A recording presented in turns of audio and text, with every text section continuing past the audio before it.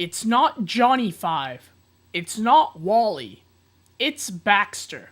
Meet Baxter, a brand new robot that will be used in the Burlington school system from a generous donation from G2 Tech Group.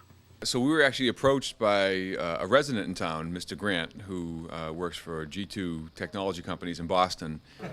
And as part of his business, the robot was given to them through some of their business dealings. They were looking to give Baxter as a donation to a school that can make use of it, that has some programming and robotics programs, computer science courses, whatever it might be.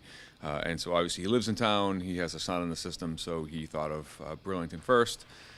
So he reached out to us, and myself with a few other teachers went into Boston. We had a little tutorial of Baxter. He kind of showed us who Baxter was, what he's been doing, how the company used them, and from there we agreed to accept the donation. He officially did that at the school committee meeting last week, and here he is, Baxter. Yeah. The CEO and chief visionary of G2 Tech Group is very excited to have Baxter be a part of the Burlington Public Schools. We got ourselves a Baxter, and we really enjoyed playing with him and learning with him, and having a big boy robot of our own. And after a few years, we'd done everything that we really could with Baxter. And I wanted to see someone be excited about it again, like we were when we first got it, and when I was a kid, being excited about robots and my introduction to robotics. So we decided we wanted to donate it to the Burlington Public Schools, where there'll be a fresh round of excited kids every year to come play with Baxter. So, what does Baxter do? So Baxter is an expert at picking things up and putting things down, as I like to say. But he's more advanced than that. He can follow moving objects. He can distinguish between shapes. He can stack things. He can place them. There's a lot of interesting mathematics in his programming too, even though it's not software code.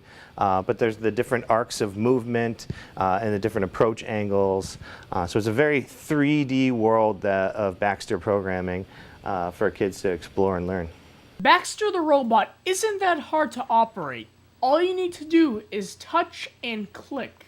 Baxter software is very unique in robotics in that it's very user-friendly and easy to program and easy to learn. I thought it would be a great addition to the school system because children of all ages can program Baxter to do different functions. Finally, Mr. Grant and Mr. Sullivan hope students throughout the district will use Baxter to learn about new technology and be inspired to pursue an education in science. So my hope is that we'll find more young minds that realize that they are really interested in robotics and programming. It teaches basic programming as well as robotics.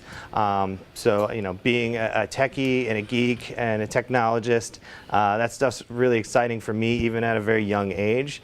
And a giant robot that's bigger than half the kids in school is also really awe-inspiring, and being able to actually program a robot of this size and see it do the things that you tell it to do is going to be pretty thrilling, and I hope that it'll spark a few more geniuses into the career of software, programming, computer science, and robotics. Well, hopefully it gets them interested again. I mean, obviously you walk in, you see something that you don't typically see at a high school or any school for that matter, a kind of complex, expensive robot.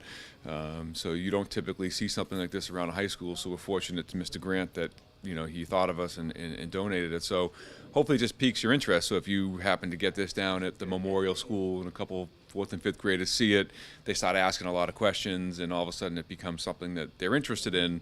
It's about sparking that interest in some fields that we sometimes struggle to get students into. From Burlington High School, I'm Robert Paris for B News Weekly.